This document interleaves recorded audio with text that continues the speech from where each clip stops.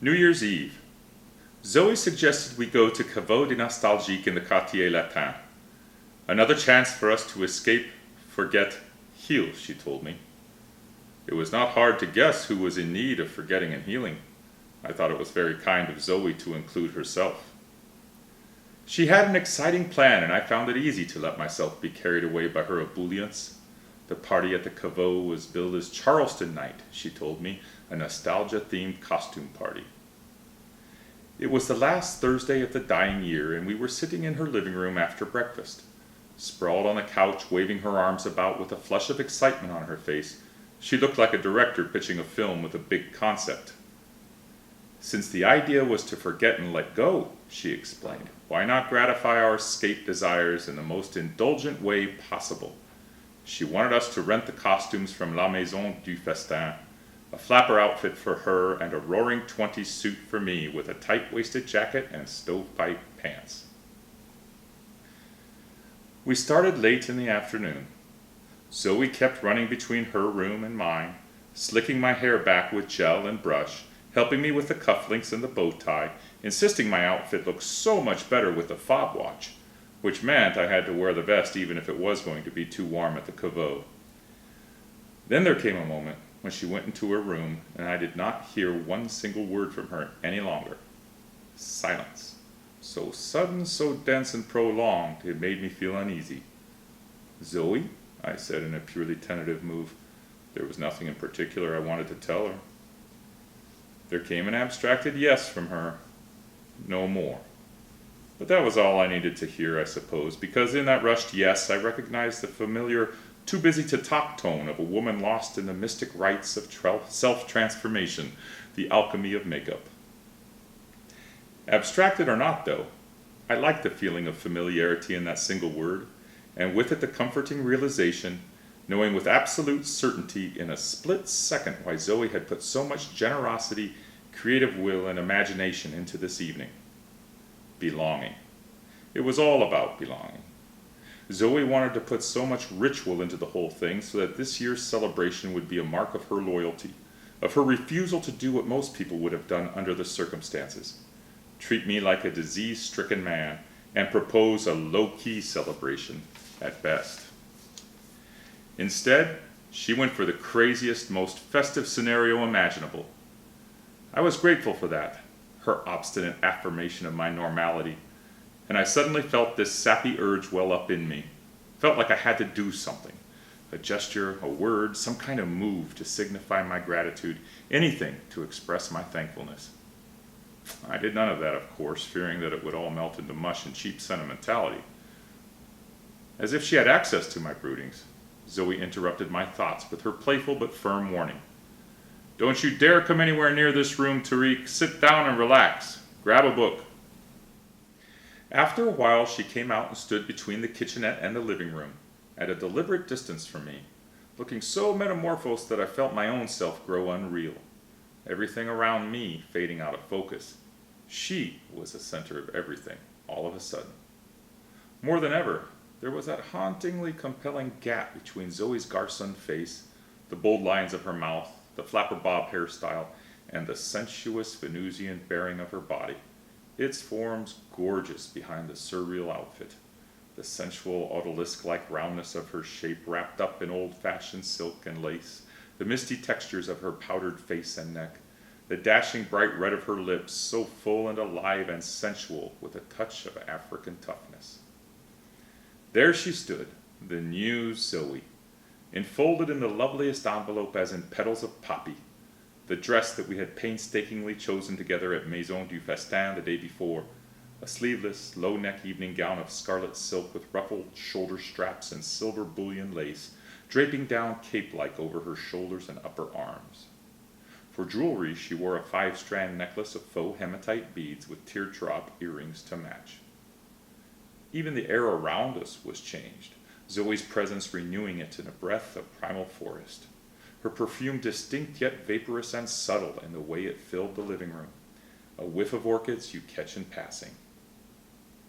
My new electrified mood and rapture went right into her, like a blaze blasting through a broken door, and she still stood there with that stealthy gleam in her feline eyes, basking in her own aura, relishing my entrancement in dainty sips. Underneath it all, though, the theatrics of her flirtatiousness and the levity of her charms, there was the unmistakable essence of Zoe set deeper within her than the streaks of time and stone, the Celtic angle of her mother's jaw, the dramatic protuberance of her cheekbones, the slightly Asian slant of her eyes. A warrior girl. She was that, ultimately. A warrior girl with an artichoke character, rough and cutting on the outside, but silk soft and furry within. She went back into her room and brought out the hat, holding it up with a prestidigitator's flourish. It was a tall crowned cloth and maline slate blue hat with irregular trim. The flowers, smooth, fluttery, touch-inviting, were made of silk and feathers. "Ready," was all she said. There was a damp drizzle outside, the lights of the Rue Mouffetard shining in soft, grainy smudges on the cobblestones. We decided to stay away from the crowded boulevards, but even the back streets were teeming with partygoers on their way to dinner. Zoe was quite a sight, drawing admiring glances all the way to the Rue Saint-Séverin. By the time we walked into the Caveau, I was feeling self-conscious, all those relentless eyes, male mostly, fixed on us. For some reason, I thought we should make straight for the basement where the party was going to be, but Zoe insisted we drink our aperitif in the Shakespeare and Company corner by the bar. She threw me an impish sideways smile as we walked over to the only empty table, yet I felt the lightness of her expression was just veneer. Underneath it, I sensed a darker, more ambiguous urge stirring, both imploring and relentless. "Don't let me down now," it said. "Be as grand as I mean this to be." Was I imagining all this then? Am I still now? Don't know.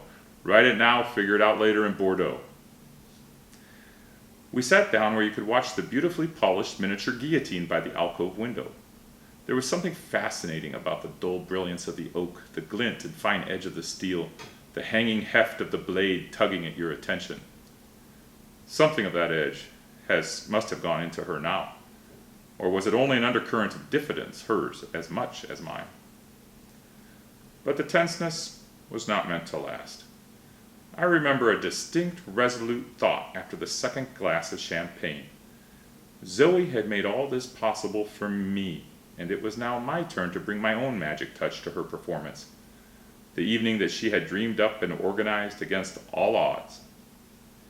I decided that I was going to take us back to the days when we could not afford the astronomically expensive soirees in the basement, the days when we would spend hours in this corner under the gaze of Sylvia Beach and the others, talking about philosophy, poetry, art, and beauty.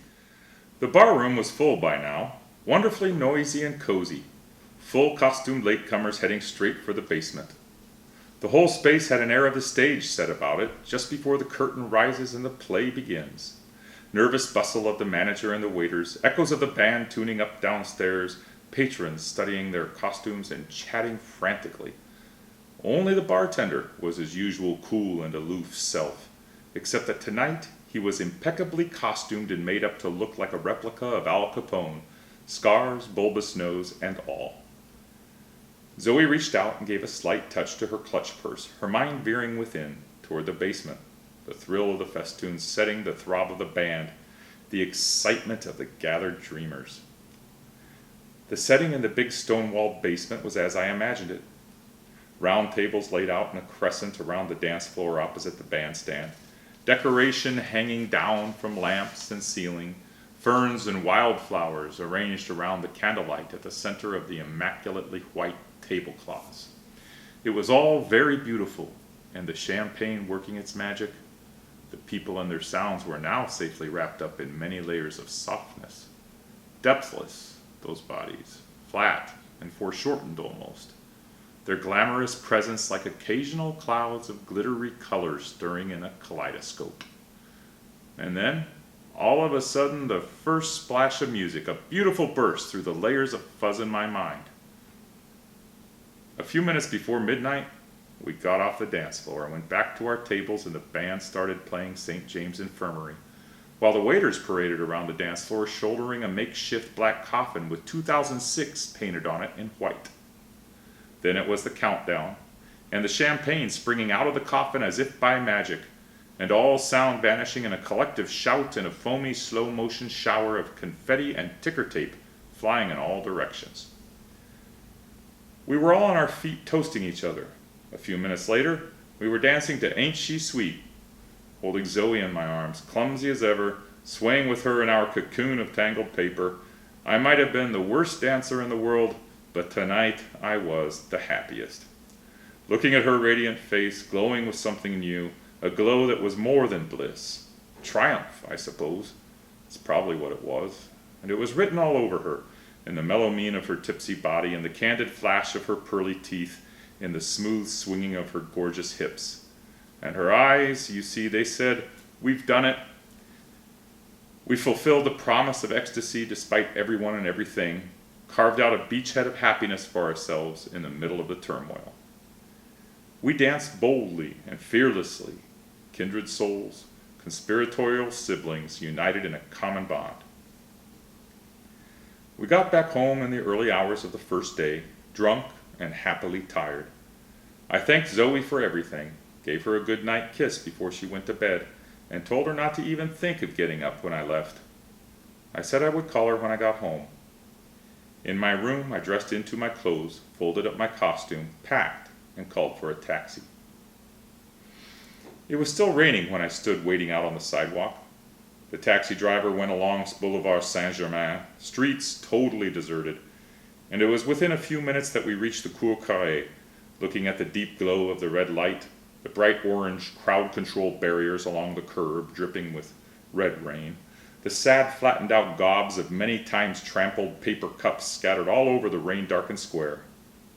Why must everything come to an end? Why must people part ways?